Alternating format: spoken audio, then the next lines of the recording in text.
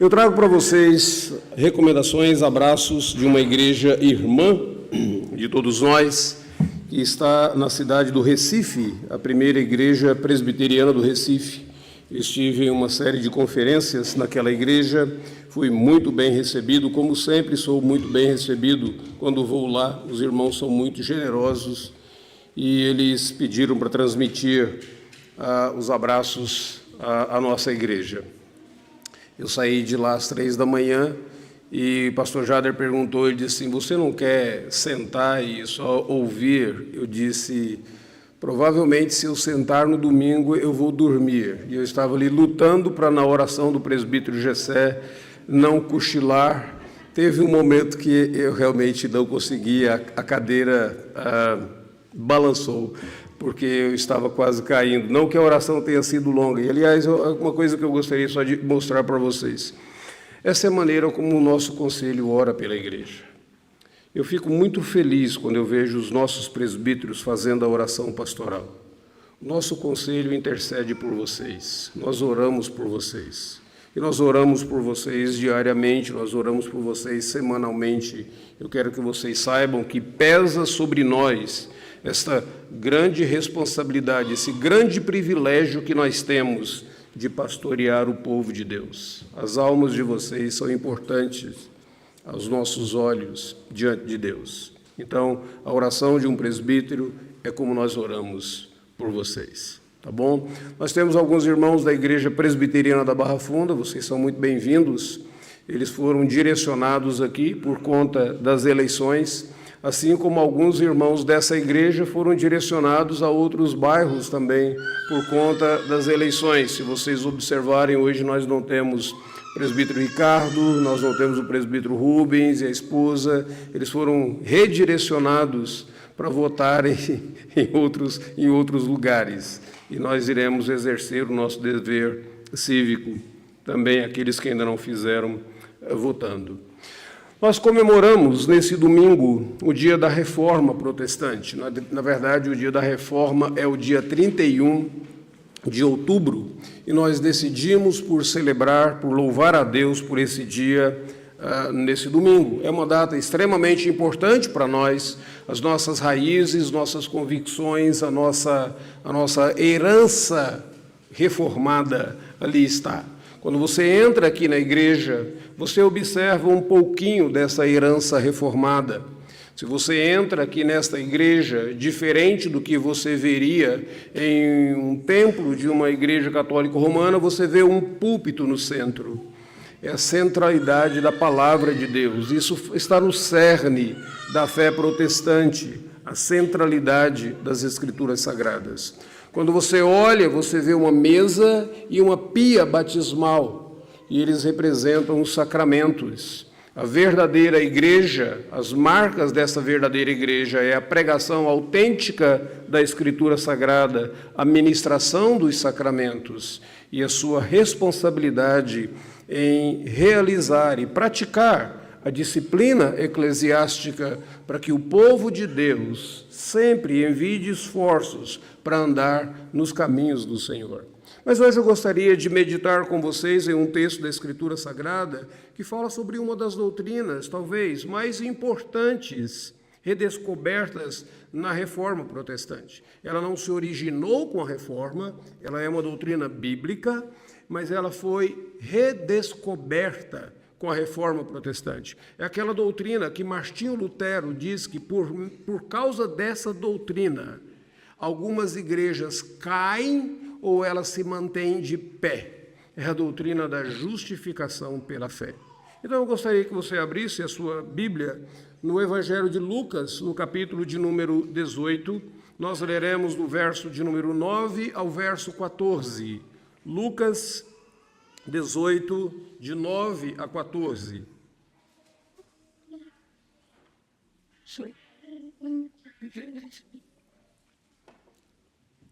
Diz assim as Escrituras Sagradas. Jesus também contou essa parábola para alguns que confiavam em si mesmos por se considerarem justos e desprezavam os outros. 2 homens foram ao templo para orar. Um era fariseu e o outro era publicano. O fariseu ficou em pé e orava de si para si mesmo, dessa forma: Ó Deus, graças te dou porque não sou como os demais homens, roubadores, injustos e adúlteros, nem ainda como esse publicano. Eu jejuo 2 vezes por semana, dou dízimo de tudo quanto ganho. O publicano, estando em pé, longe, nem mesmo ousava levantar os olhos para o céu, mas batia no peito, dizendo: Ó Deus, tem pena de mim, que sou um pecador. Digo a vocês que este desceu justificado para sua casa, e não aquele, porque todo que se exalta será humilhado, mas todo que se humilha será exaltado. Vamos orar? Louvado seja o nome do Senhor, Deus bendito, pelo privilégio que temos de ler a Tua palavra. E pedimos que o Senhor abra o nosso entendimento e o nosso coração, para que por meio da palavra escrita, encontremos nessa manhã com a palavra viva, que é Jesus, o nosso Redentor. E é no nome dele que nós oramos. Amém. O que alguém precisa fazer para ser salvo? Essa talvez seja a pergunta de $1 milhão. Essa foi a pergunta que o carcereiro fez para o apóstolo Paulo lá na cidade de Filipos, em Atos, capítulo de número 16. Depois de um terremoto que permitiu que alguns presos fugissem, Paulo decidiu não fugir. O carcereiro, todo apavorado, porque ele teria perdido os presos e estavam na responsabilidade dele, ele seria morto se eles descobrissem aquilo. O apóstolo Paulo, lá da prisão, então ele grita: não te faças mal algum, estamos aqui. E o carcereiro, impressionado pelos hinos que Paulo havia cantado, o testemunho do apóstolo Paulo e os seus amigos, ele faz essa pergunta: que devo fazer para ser salvo? Como alguém pode ser salvo? A Escritura Sagrada ensina que a salvação é totalmente dependente, não das obras, mas de uma obra, a obra de Cristo. A salvação é totalmente dependente, não das minhas obras, mas daquilo que Cristo Jesus realizou por nós na cruz do Calvário. E eu e você só podemos nos apropriar desta obra que Cristo Jesus realizou por nós quando nós cremos em Cristo Jesus, quando pela fé nós somos unidos a Cristo Jesus, o nosso Salvador. E o próprio Jesus havia dito isso no Evangelho, nós encontramos no Evangelho de João: quem crê no Filho tem a vida, quem, porém, se mantém rebelde contra o Filho, não terá a vida. O João escreve mais tarde, em uma da sua primeira epístola: aquele que tem o Filho tem a vida, e aquele que não tem o Filho de Deus não tem a vida. Ele repete o que ele falou no seu Evangelho, ele fala agora na sua primeira epístola. E é tão importante nós entendermos isso, porque João Calvino, em um dos seus escritos, ele diz assim: devemos compreender que enquanto Cristo permanece fora de nós, e nós estivermos separados dele, tudo o que ele sofreu e fez pela nossa salvação permanecerá inútil e sem valor para cada um de nós. Em outras palavras, o Calvino estava dizendo o seguinte: não é o fato de você ser religioso que vai te salvar. Se você for um indivíduo religioso, mas Cristo estiver fora de você e você não estiver unido a Cristo Jesus, a sua religião não poderá salvar você. E nem adianta você dizer: mas eu sou um predestinado, porque o decreto da predestinação, se ele não for acompanhado com a sua fé em Cristo Jesus e o fato de você estar unido a Cristo Jesus, você pode ser um predestinado, mas você não está salvo. Você foi predestinado para a salvação, mas isso não significa que você não está salvo. O único meio que nós temos de nos aproximarmos e nos apropriarmos dos benefícios de Cristo Jesus por nós é por meio da fé. Esse é o cerne do ensinamento bíblico, esse é o cerne dos evangelhos, é o cerne do cristianismo, e esta foi uma das doutrinas que foi redescoberta pela Reforma Protestante. Eu digo redescoberta porque essa doutrina é antiga. Essa doutrina é tão antiga quanto o livro de Gênesis. Ela é tão antiga quanto o patriarca Abraão, porque a Escritura Sagrada diz assim: Abraão creu no Senhor, e isso lhe foi imputado para justiça, ou para justificação. Em outras palavras, Abraão ele não foi justificado pelas obras. Ele não foi justificado por aquele pacto que Deus fez com ele. Ele foi justificado porque ele creu no pacto que Deus havia feito com ele. Então, essa doutrina ela é tão antiga quanto Gênesis, tão antiga quanto Abraão. As cartas que o apóstolo Paulo escreve em Romanos, a carta que ele escreve aos Gálatas, todas essas duas cartas são verdadeiros compêndios teológicos, onde o apóstolo Paulo narra claramente essa doutrina da justificação pela fé.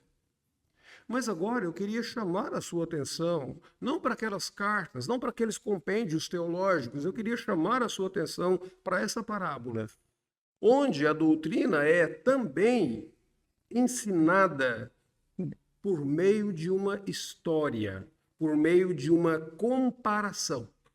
Jesus sempre faz isso.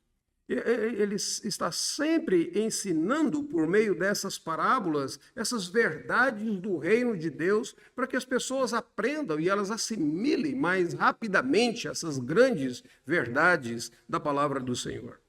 Não é assim que eu e você fazemos, não é esse o nosso recurso pedagógico. Quando nós queremos ensinar algo para uma criança, nós contamos para ela uma história. Essa semana, o peixinho do Benjamim morreu. E a maneira do Benjamim entender um pouquinho sobre a morte é por meio de uma história que se conta ao Benjamim. Há um livro muito interessante chamado Henrique Diz Adeus, que ensina para como os pais podem falar para as crianças sobre a dor da perda. Uma história. Jesus fazia isso. Ele ensinava por meio dessas parábolas verdades profundas sobre o reino de Deus. E ele está sempre contrastando nessas parábolas. Por exemplo, ele fala de uma parábola que tem dois solos, um construtor que constrói sobre areia e um outro construtor que constrói sobre uma rocha. Ele fala sobre dois caminhos, um caminho largo e um caminho muito estreito. Ele fala sobre dois tesouros, um tesouro na terra e um tesouro no céu. Ele fala sobre dois irmãos, um que diz que vai obedecer, mas não obedece. E o outro que não diz que vai obedecer, mas depois ele se arrepende e ele obedece. Ele está sempre estabelecendo esses contrastes. E aqui, nesse capítulo de número 18, Jesus já havia contado uma parábola, ele já havia falado de uma parábola para mostrar sobre a perseverança na oração, do versículo de número 1 até o verso de número 8. E ele terminou aquela parábola da seguinte maneira, olha o finalzinho do versículo de número 8. Quando o Filho do Homem vier, será que ele encontrará fé na terra? E ele deixa essa pergunta no ar. E ele continua agora, do versículo de número 9, contando esta parábola sobre fé e sobre a justificação pela fé. Então ele pergunta, será que quando o Filho do Homem vier, ele vai encontrar a fé na terra? E você pode dizer, que tipo de fé? E aí no versículo de número 9 ele diz, deixa eu te explicar que tipo de fé que eu quero encontrar na terra. Essa fé é a fé que justifica. É a fé da justificação pela fé. E aí Jesus fala aqui sobre dois homens. Ele fala sobre um fariseu, versículo de número 10, e o outro que é publicano. E esses dois homens, eles vão ao templo para orar. Antes de você observar os contrastes entre esses dois homens, eu quero que você considere as semelhanças entre eles. Em primeiro lugar, ambos frequentavam a mesma igreja. Você pode dizer, mas peraí, pastor, Jerusalém só tinha um templo, não tinha jeito deles ir para outra igreja. É verdade, mas eles podiam ir em horários diferentes, sabe? Eu conheço algumas igrejas que elas são tão grandes que tem assim, tem a igreja da escola dominical, tem a igreja do culto da manhã e tem a igreja da noite. Quem vai à noite não vai de manhã, quem vai de manhã não vai à noite, quem vai na escola dominical não vai nenhum dos dois. Então, assim, tem sempre pessoas que elas escolhem horários e momentos em que elas vão às igrejas, e você pode dizer, essa é a igrejinha desse grupo. Mas ali não. Eles vão à mesma igreja, eles frequentam a mesma igreja, eles estão no mesmo horário, eles poderiam ir em horários diferentes, mas eles estão ali naquele mesmo horário. Ambos também expressam a devoção deles de maneira bem privada. Eles estão orando, então eles não estão assim, louvando, celebrando, cantando e abrindo os lábios para que todos ouçam. Não, o fariseu, a Bíblia diz que ele ora de si para si. Ele ora intimamente. E o publicano também, a Bíblia Sagrada diz que ele ora no íntimo. Então, os dois estão orando e eles estão expressando a devoção deles de uma maneira bem privada. Ambos, em suas orações, iniciam com a palavra, ó Deus. Versículo de número 11 diz que o publicano diz, ó Deus, graças te dou, porque eu não sou como os demais homens. Versículo de número 13 diz que, aliás, o fariseu disse isso, né, no versículo 11, e o publicano, no versículo de número 13, diz, ó Deus, tem pena de mim. Ambos iniciam a oração deles com a mesma forma, do mesmo jeitinho. São algumas semelhanças. Mas aí você vai observar alguns contrastes. Um era fariseu. O que era o fariseu? O fariseu era um membro de um grupo religioso muito conservador na época de Jesus. Era um grupo religioso muito exigente. Eu sei que hoje em dia nós utilizamos o termo fariseu como símbolo de hipócrita. Então, quando você às vezes faz aquele elogio para um indivíduo, você quer fazer um elogio bíblico, né? Você diz, ô seu fariseu. Você está chamando ele de hipócrita. As pessoas gostam de ser bíblicas, até na hora de ofender as pessoas, né? Então, assim, aí nós usamos desse sentido, mas na época de Jesus não era assim que era utilizado. Na época de Jesus, um fariseu era um indivíduo que ele era um indivíduo muito conservador, moralmente falando. Existia um grupo de fariseus que eles andavam, e alguns historiadores dizem que eles deveriam ter vários calos assim na testa, porque quando eles passavam próximo a uma mulher, eles não queriam nem olhar, serem tentados a olhar para uma mulher, então eles abaixavam assim a cabeça para não olhar para uma mulher e viviam batendo a cabeça nas paredes. Então eles deveriam ter alguns calos na cabeça pela própria a exigência religiosa deles. Eram pessoas sérias. E esse indivíduo aqui da parábola, ele é um indivíduo tão sério que ele diz que a religião dele, o comprometimento dele com Deus, havia tocado, havia atingido as duas partes mais sensíveis do corpo humano: o bolso e o estômago.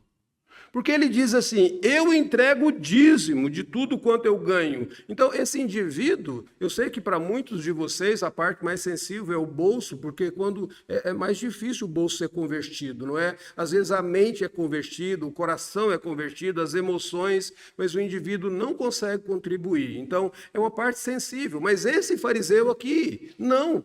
Nesse sentido, ele era melhor do que muitos de nós, porque ele contribuía.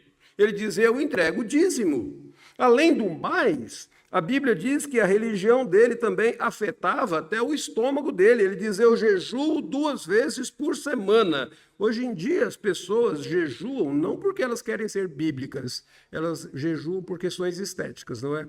Mas faz o jejum intermitente. Mas aqui não, aqui ele jejuava por questões religiosas. Isso mostra para mim e para você que nós não estamos falando meramente de um indivíduo que tinha tudo negativo.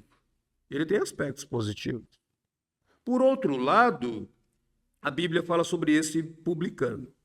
Um publicano, na época de Jesus, ele não era amado, na verdade, ele era odiado pelos judeus, porque o publicano, ele cobrava impostos, e ninguém gosta de quem cobra impostos. Eu, por exemplo, não gosto. E esse indivíduo cobrava impostos do seu próprio povo, ou seja, era considerado um traidor. Ele cobrava impostos do seu próprio povo e ele entregava esses impostos nas mãos dos romanos. Então ele era considerado alguém desprezível, um verdadeiro traidor. Esse indivíduo, a despeito do pecado dele, ele não se orgulhava. Ele simplesmente chega diante de Deus e ele diz: ó Deus, tem misericórdia de mim, que eu sou um pecador. Dentre esses dois homens, um foi elogiado e foi dito, ele desceu para casa justificado. E o outro não foi. Jesus condenou o fariseu, não por causa das suas práticas farisaicas, mas ele condenou o fariseu, porque o fariseu estava cheio de autojustiça. Ele dizia: eu sou bom mesmo. O que Jesus elogia no publicano não era o fato do publicano cobrar impostos. O que ele elogia no publicano é o fato do publicano se arrepender e se ver como um pecador. Na verdade, o que Jesus apresenta aqui para nós nessa parábola são duas maneiras da pessoa buscar a salvação. Um busca a salvação pelos méritos próprios, que é o fariseu.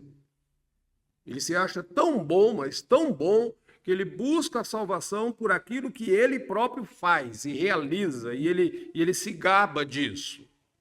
O outro busca a salvação pela misericórdia. Deus ser propício a mim, pecador. O que nós podemos aprender dessa parábola? Eu gostaria de compartilhar com vocês algumas lições rápidas. Em primeiro lugar, a esperança da salvação desses dois homens pode ser observada na postura que eles assumiam. Eu não estou falando apenas da postura física, mas na atitude deles, na postura deles naquele momento, a própria postura íntima de cada um deles. Se você observar o fariseu, não existe nenhuma indicação de preocupação do fariseu com a sua alma. Olha a oração dele, do versículo de número 11. Ó Deus, graças te dou, porque eu não sou como os demais homens, roubadores, injustos, adúlteros, e nem ainda como esse publicano. Eu jejuo 2 vezes por semana, dou o dízimo de tudo quanto eu ganho. Em momento algum ele se preocupa com a sua alma. Ele não pede nada para Deus pela sua alma, porque ele acreditava que ele não precisava de Deus. Ele acreditava que ele era tão bom, mas tão bom, que ele não precisava de Deus. Ele conhecia a lei de Deus, que o acusava dos seus pecados, mas ele não se deixava confrontar pela lei de Deus. A atitude dele não é uma atitude de alguém que está preocupado com a salvação da sua alma. Se você observar, por outro lado, a atitude do publicano revela que ele está tão quebrantado, ele está tão quebrado por suas necessidades, que ele se preocupa com sua alma. Ele diz assim: tem misericórdia de mim, que eu sou um pecador. Ele olhava para si, ele dizia: estou em falta, estou falhando com a palavra de Deus, estou em falta com a lei de Deus, eu sou um transgressor. E ele sente isso de tal maneira que ele não ousa elevar os seus olhos aos céus, ele só bate no peito, indicando uma profunda tristeza que ele tem. E aqui vem a primeira lição para nós. A maneira como nós nos portamos revela muito sobre a nossa espiritualidade. A maneira como você age, a maneira como você fala de si, a maneira como você se apresenta, a maneira como você se põe, se posta diante de Deus, revela muito o que você pensa sobre você. Você está preocupado com sua alma ou você está preocupado com a sua aparência? A Bíblia Sagrada, quando ela fala sobre os fariseus, ela diz que, Jesus diz, quando vocês orarem, não orem como os fariseus, porque os fariseus gostam de orar. Mas aí ele completa, em pé, nas praças, para serem vistos pelos homens. Não era de orar que eles gostavam, era da aparência de espiritualidade que aquilo podia, de alguma maneira, transmitir para outras pessoas ao redor. A maneira como nós nos portamos revela muito sobre nós mesmos. E aquilo revelava sobre a forma como esses dois homens buscavam a salvação. A segunda lição que nós aprendemos aqui é que a esperança de salvação daqueles homens foi revelada pela autoavaliação que eles faziam de si. Dê uma olhada na avaliação do fariseu. Ele avalia os seus valores externos. Embora a Bíblia Sagrada diz que ele orava no seu íntimo, tudo que ele fala na sua oração é externo. Ele se avaliou pelo padrão das outras pessoas, ele se comparou às outras pessoas. Eu não sou como os demais pecadores. Eu não sou nem como este publicano. Eu não sou como roubadores. Em outras palavras, quando ele se comparava às outras pessoas, ele se achava bom. Isso me faz lembrar de uma história muito interessante. Eu já contei aqui algumas vezes, mas se você ainda não ouviu, diz que uma cidade tinha dois indivíduos que eram verdadeiros bandidos, arruaceiros, miseráveis, faziam a vida dos cidadãos daquela cidade se tornar uma miséria, um caos. E um dia, um desses bandidos morreu. E o irmão dele correu e chegou para o padre da cidade e disse, olha, por favor, faça o velório do meu irmão. Ele disse, seu irmão, faça não. Todos aqui sabem que seu irmão era terrível e eu não vou fazer o velório do seu irmão. Ele disse, não, por favor, faça o velório do meu irmão. Se o senhor fizer o velório do meu irmão, eu prometo para o senhor que eu saio dessa cidade, eu deixo vocês em paz, nunca mais vocês ouvirão nada de mim, vocês não ouvirão dos meus erros. Ele disse, tá bom, então eu faço. E quando chegou lá no dia do velório, o padre estava ali, o caixão e as pessoas ali, querendo ver o que o padre ia dizer, ele aponta para o caixão, ele diz, aqui dentro está um homem que, aliás, ele havia dito para o padre para fazer o velório, e a condição é que o padre falasse que o irmão dele que morreu era um homem bom. Então o padre não queria fazer, porque o padre ia mentir. Então, no momento lá do velório, o padre olha e diz assim, aqui dentro desse caixão está um indivíduo que é um roubador, malfeitor, estuprador, um bandido, um vigarista, um salafrário, um miserável e tal, mas comparado ao irmão dele, ele é um homem bom. Então, às vezes, a única bondade que as pessoas podem ver em si mesmas é quando elas se comparam com os outros. Aquele fariseu, comparado aos outros, ele dizia, eu sou muito bom. Então, a avaliação que ele fazia de si era uma avaliação externa. Além do mais, se você observar, aquele indivíduo, ele desprezava as outras pessoas. A posição que ele tinha de si era tão elevada que ele chamava os outros de demais pecadores. Ele se via como o melhor de todos. Ele só ressalta atitudes externas. Ele vai dizer, eu jejuo 2 vezes, eu dou dízimo. Todas aquelas eram atividades externas, não tinha nada interno. Não tinha amor, não tinha arrependimento, não tinha misericórdia, não tinha quebrantamento. Ele não fala de nada interno.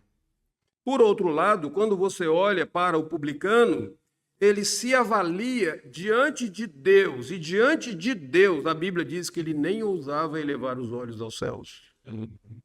Ele se via em falta contra Deus. Diante de Deus, ele se entristecia e ele batia no peito. E diante de Deus, a única coisa que ele podia pedir era misericórdia.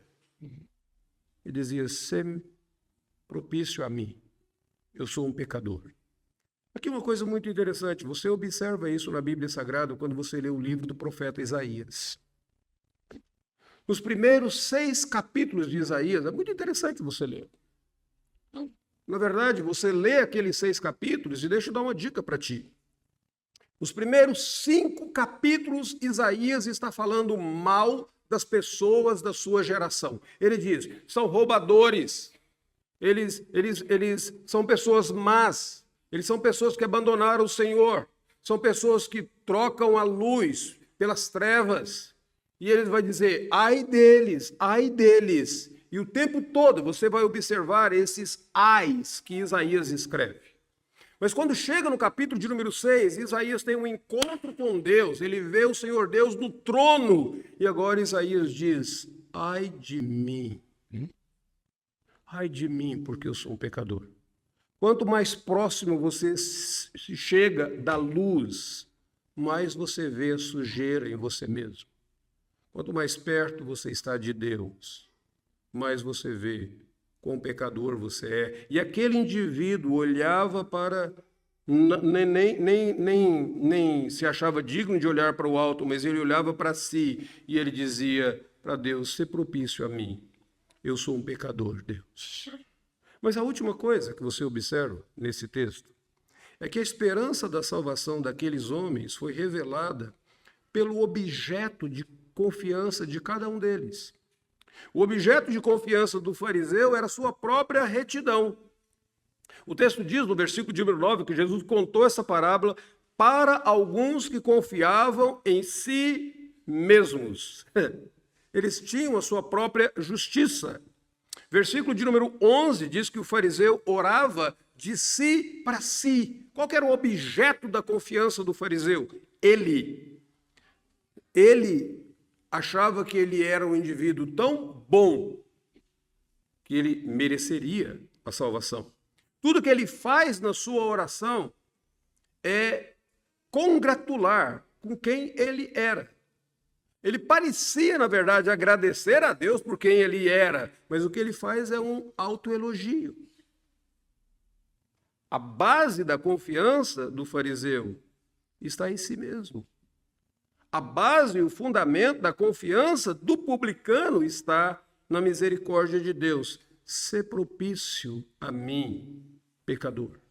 Essa palavra propício vem da palavra propiciatório, que é aquilo que era a tampa da arca da aliança, onde o sangue era derramado no propiciatório, e porque o sangue era derramado no propiciatório, os querubins e os anjos e Deus que estava vendo, eles poderiam entender que Deus haveria de perdoar aquele pecador. O que esse indivíduo pede agora ao Senhor? Ó Deus, tenha misericórdia de mim, sê propício a mim, aplica sobre mim a justiça de outra pessoa, aplica sobre mim a justiça de Cristo Jesus.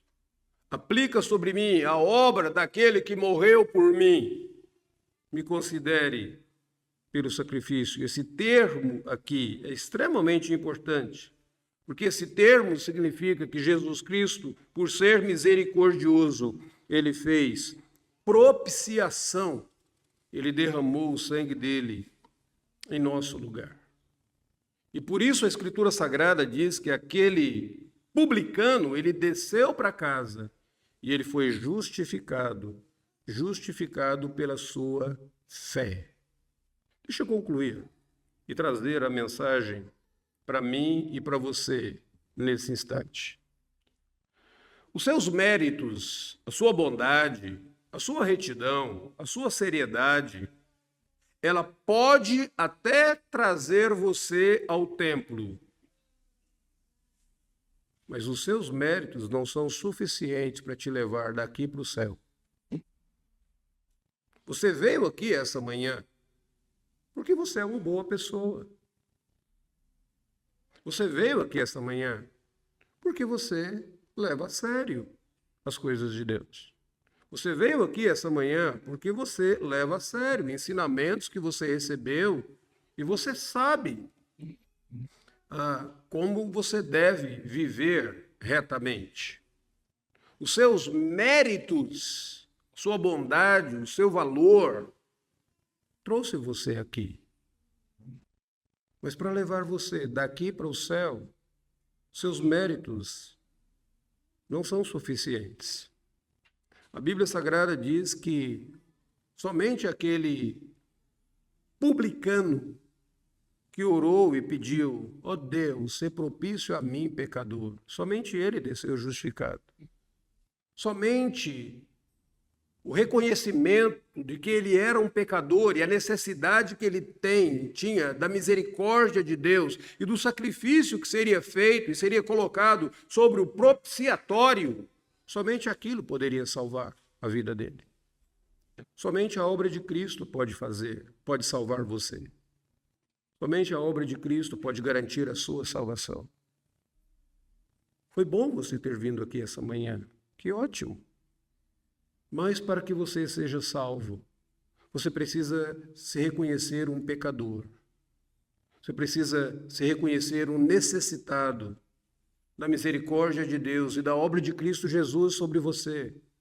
E aqui deixe-me falar, especialmente com os jovens presentes.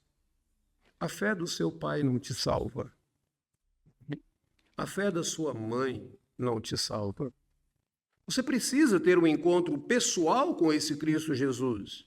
É somente você reconhecer que Jesus é o seu Salvador e Redentor, e você se render a Ele. A fé do seu pai terá que ser a sua fé um dia. Você observa na Escritura Sagrada, quando fala sobre a fé de Abraão, o Deus de Abraão, ele teve que se tornar o Deus de Isaac.